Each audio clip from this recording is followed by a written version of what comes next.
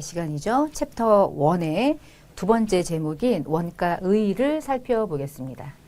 우리가 지난 시간까지는 원가회계, 관리회계, 재무회계 이제 관계를 좀 봤고요.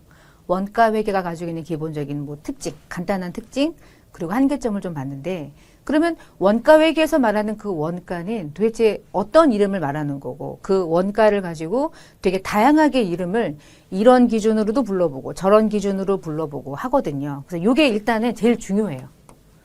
이거를 제대로 이해해야 뒤에 나오는 원가회계를 다양한 관점에서 구분하고 분류할 수 있거든요. 이번 시간이 제일 중요한 것 같아요. 제 생각엔. 근데 또 다음 시간이 되면 또 다음 시간이 제일 중요하다고 또 그럴 거야. 그러니까 사람이 늘 그래. 일관성은 없어요. 근데 일단 중요해요. 이 부분이. 자, 원가가 무엇이냐? 원가라고 하는 거는 내가 어떤 특정 목적을 달성하기 위해서 그 특정 목적을 달성한다는 그게 뭘까?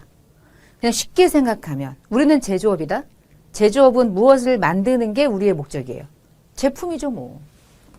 제품 만들려고 이렇게 생각하면 되지 않을까요?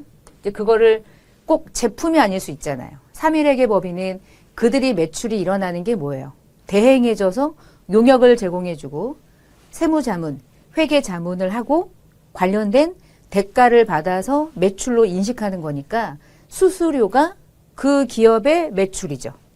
그러면 그 수수료를 벌기까지 들어가는 원가를 계산하는 것과 내가 공장을 가동해서 제품이라는 어떤 물질을 만들어서 판매하는 것과 다 같이 원가는 필요하지만 특정 목적은 다 다르네.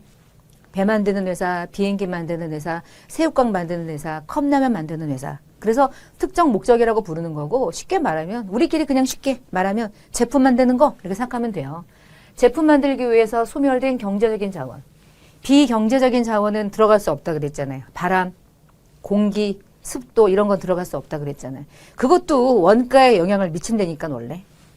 이제 제품도 기분이 좋으면 잘 만들어지고 그러진 않겠지만 그럴 수도 있잖아요. 막 그렇게. 그러니까 경제적인 자원의 희생을 돈으로 측정하는 것만 원가로 본다고 그랬죠. 그래서 화폐로 측정하는 것들을 측정돼 가지고 소비되는 것들, 기업이 수익, 매출이라고 생각하면 되겠죠. 기업이 매출, 수익을 획득하기 위해서 어떤 특정 물품이나 서비스를 구매하거나 특히 제조하면서 들어간 돈을 우리는 제품을 제조할 때 들어간 돈, 네 글자로 묶어서 제조 원가 이렇게 부르는 거예요. 근데 우리가 공부할 때는요, 여기서 우리가 원가라는 원가 관리 회계에서 공부할 때는 어차피 우리는 스타트가 무슨 기업이에요? 제조업이야. 제조업이 원가를 계산한대. 그럼 당연히 제조 원가 아닌가? 맞죠? 그래서 제조자를 넣지 말까? 길게 말해봤자 그게 아닌가? 제조자 빼고 원가라고 부르면 어때? 원가 회계에서는 제조 원가를 말하는 건데 다른 원가 있어? 없는데요. 그러면 됐어. 자, 이제부터 코스트, 원가라고 부르면 제조 원가라고 알아. 네, 그러고 가는 거예요. 그래서 여기서 말하는 원가는 제조 원가를 말하는 거야. 다른 이름은 제조 원가를 넣나? 그냥 원가라고 부르나? 원가 관리 회계는 이름이 중요하니? 의미가 중요하지. 영어로 말하는 코스트를 우리는 제조 원가라고 부르는 거야. 알고 있어. 근데 제조 원가가 결국은 뭐가 돼요? 제품이 되는 거예요. 그래서 제가 중간중간에 제조 원가라고 부르기도 하고 어느 순간 저도 이제 모르게 제품의 원가라고 불러. 그럼 제품의 원가가 뭐야? 제조 원가죠 뭐. 완성됐냐? 미완성됐냐에 따라 이름은 다를 수 있어요. 완성됐을 땐 제품. 미완성됐는데 제조 원가라고 부를 때는 제공품이라고 불러요. 그건 또 정확하게 부르겠지만 결국은 궁극적으로는 제품 만들기 위한 거니까. 그렇게 이해하셔도 되죠. 개념 이해니까. 그래서 이와 같이 발생된 원가 중에 기업의 수익 획득에 아직 사용하지 않은 것도 있고 그러면 자산? 수익 획득에 사용한 것은 비용 이렇게 부르는데 이게 무슨 얘기냐? 내가 결국은 제품을 제조하기 위해 들어가는 원가는 수익을 획득했다. 그 얘기는 매출이 일어났다. 근데 매출이 일어나지 않은 용도로 가지고 있다. 그럼 뭐라고 했어요? 재고자산이죠 뭐.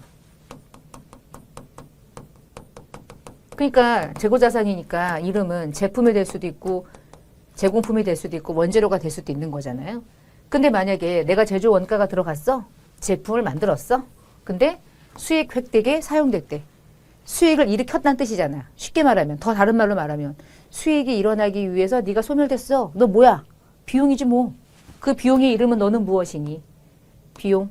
나 드디어 매출됐다. 아유, 드디어 내 원가가 드디어 매출돼서 비용이 된다. 그 이름이 뭐니? 매출원가라는 이름의 비용. 아직 안 팔렸어. 제품이라는 이름의 재고자산. 이게 재무회계에서 중요한 거 아닙니까? 그쵸? 다 원가가 주는 거예요. 원가가 아니면 재무회계는 못하는 거야 원래. 가만히 있어야 돼. 뭘 알아야지. 제품이 얼마인지 알아야지. 매출원가를 떨고 그 짓을 하죠. 몰라요? 우리가 해줘야 되는 거야. 여러분이 원가관리회계가 아주 의미가 있구나. 이렇게 생각하시면서. 그래서 소멸되지 않은 부분. 근데 만약에 재무제표에 계산이 돼서 수익 획득에 기여하지 못했는데 소멸됐대. 이럴 수도 있잖아. 내가 제품이 있었어. 다 만들었어. 수익 획득에 사용했으면 비용이야. 매출원가라는 이름의 비용. 근데 불난 거야. 아니면 누가 훔쳐갔어. 비정상적인 소멸이 일어난 거예요. 그럼 매출원가라는 비용입니까? 재고자산 감모 손실 같은 손실이라는 이름의 비용이 돼요. 손실 처리가 되면서 결국은 비용이 되죠. 그러니까 비용이라는 게 결국은 돈을 벌기 위해서 소멸됐니? 그럼 정상적인 비용. 원가에 포함한다. 이런 얘기 하는 거고. 비정상적이야? 그러면 바로바로 손실 처리해야 돼. 손실이 결국은 비용이 되긴 하잖아. 근데 비용의 손실과 비용의 정상 비용은 좀 다르죠. 여기까지. 수익에 획득하지 못해가지고 소멸된 건 손실이 돼. 재고자산 감모 손실. 손실이 뭔데? 비용이야. 비용인데 좀 다르게 보는 거죠. 정상이냐? 비정상이냐? 획득의 수익을 일으키기 위해서 소멸된 건 대응됐니? 전혀 관계없이 그냥 소멸됐니에 따라 달라지죠. 예를 들어서 뭐 아직 판매되지 않은 거는 재고자산이 되는 거고 판매가 됐으면 매출원가는 비용이 되는 거고 불이 났거나 판매랑 관계가 없이 소멸됐다. 그러면은 감모 손실 처리되는 거고. 그래서 막 우리가 타개정 대체라고 부르는 것들이 전부 다 이런 거잖아요. 왜 그러냐? 재고자산은 이거 아니면 이거거든요. 근데 일로 가는 건 이상한 거잖아.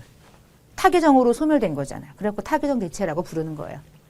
그래서 원가라는 게 이거 될 수도 있고 이게 될 수도 있고 이게 될 수도 있는데 결국은 얘하고 얘하고는 비용이긴 하다. 근데 매출원가라는 이름의 수익을 일으키기 위해 대응되는 비용이냐 수익을 대응하지 않은 형태로 손실 처리가 되는 비용이냐에 따라 다른 거고 판매되지 않은 형태로 남아있다면 여전히 자산인 거죠. 그럼 여러분 이걸 이해할 때 원가라는 걸 이해할 때 여러분 이렇게 하시면 돼. 원가는 뭐라고 그랬죠? 제품을 제조할 때 들어간 원가라고 그랬죠. 근데 쉽게 이해할 때 제품을 제조할 때 들어가는 원가가 100인데 이 100이 모두 다 완성됐다 할게요. 일단 모두 다 완성됐으니까 다 뭐야? 결국은 제조 원가는 무엇이 되는 게 우리의 목적이야? 제품. 자, 제품이 되는 순간 얘는 뭐예요? 자산이에요. 돈이 나갔으니까 비용이에요. 아직 비용 아니죠. 아직 뭐예요? 자산. 난 뭐? 자산. 나는 무엇이냐? 난 자산. 자, 자산은 나중에 쪼개지는 거야. 자산 중에서 네가 드디어 소멸됐니? 너 제품이라는 원가가 이만큼 들어갔는데 네가 드디어 소멸됐니? 그래서 걔를 소멸 원가라고 부르는 거고 소멸되지 않았니? 남아있니? 그러면 미소멸 원가라고 부르는 거고 소멸됐다면 어떤 이름인지 몰라도 비용이 되는 거고요. 소멸되지 않았으면 여전히 자산으로 남는 거죠. 그 자산이 얘로 남는 거고 팔렸으면 떨어져서 나가는 거고 그래서 제품을 만드는 제조 원가는 결국 뭐야? 엄마가 뭐야? 주인은 자산. 자산인데 팔렸을 때 비용 되는 거고 안 팔리면 계속 자산의 형태로 남아있는 거예요. 우리는 자산이라는 걸 공부하는 거야 지금. 그리고 자산을 인식하는 게 중요한 거죠. 얼마를 제품의 원가로 볼 거야 라는 말은 돈이 들어갔지만 비용이 아니라는 뜻이구나. 제품이라는 자산에 해당하는 금액을 어디까지 측정하고 있는 것이냐 보기 때문에 매우 중요한 거예요. 돈 나갔다고 비용인가? 아니죠. 팔려야 비용인 거야 원가는. 팔리기 전까지는 계속 자산. 원재료도 자산, 제공품도 자산, 제품도 자산. 결국 팔리는 순간에 매출원가라는 비용이 되는 거죠. 순서가 중요한 거죠. 원가는. 그래서 이 원가가 가지고 있는 여러 가지 특징, 경제적인 가치를 나타내주는 소비되는 것들인데 일반적으로 경제적인 가치를 가지고 있지 않으면 원가로 분류할 수 없다. 그게 특징이었죠. 그 다음에 정상적인 소비. 비정상적이면 원가예요. 손실이라는 이름의 비정상적인 원가에 포함되지 않아요. 원가에 포함되지 않는 거죠. 그래서 우리가 재무회계에서 정상적인 손실, 비정상적인 손실을 그대로 원가도 그대로 가지고 있는 거예요. 정상적일 때는 원가, 비정상적인 건 감모부진이잖아. 감모부는 원가에 산입하면 안 되죠. 감모 손실. 그거는 별도의 비용인 거지. 매출 원가라는 원가를 구성하는 비용이 될 수가 없는 거야. 그 다음에 어떤 소비하는 형태가 드디어 원가가 되는 거야. 제품 만들기 위해서 소비돼야 돼. 그 얘기는 무슨 얘기냐면은 예를 들어 제품을 제조하기 위해서 재료가 필요한데요. 그 재료를 제가 이제 100만 원 주고 샀어요. 제품을 만들기 위해서 재료를 샀어요. 여러분 그 재료는 원가입니까? 아직은 자산입니까? 원가랑 자산을 다르게 봐야 돼요. 왜 그러냐면 원가라고 말하는 건 뭐라고요? 제품을 제조하기 위해서 들어간 원가. 근데 재료를 100만 원 주고 샀어. 돈 주고 산 거야. 끝. 사서 창고에 쌓아놨어. 그러면 얘는 뭐예요? 원가로 소비됐어요. 그냥 사기만 한 거예요.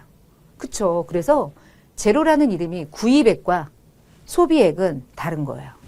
구입액은 뭐야? 그냥 재고자산. 이름, 원재료. 구입하는 이 시점에 여러분 그래서 회계 처리할 때 원재료 매입하면 뭐라고 잡아요? 재고자산으로 잡잖아요. 근데 이 중에서 제품을 제조하기 위해서 투입하잖아? 투입이라는 말을 여기서 말하는 이름으로 바꿔서 부르면 소비한 거죠. 제품 제조하기 위해서 너 얼마 투입했어가 중요한 거야. 근데 이 중에 보니까 80만 원어치를 투입했대. 그러면 100만 원이 원가입니까? 80이 원가입니까? 당연히 80이 원가죠. 이게 드디어 제조원가가 되는 거야. 그럼 100만 원 중에 남아있는 게 얼마예요? 20만 원이죠? 그럼 얘는 원재료라는 이름의 재고자산이라는 형태로 남아있는 거죠. 원가 된 거야? 안 된 거야? 안 된 거야. 원가 아닌 거예요. 얘만 원가인 거야. 그 얘기 하는 거예요. 그래서 소비하는 금액이 되는 거야. 돈 주고 돈이 나갔다고 그래서 그게 돈이 나가는 순간 다 원가냐? 특히 재료는 안 그렇다고요. 직원들에게 급여가 나가. 그러면 대체적으로 그게 대응돼서 비용이 돼요. 왜냐하면 돈이 나가는 순간 소비가 된 거니까.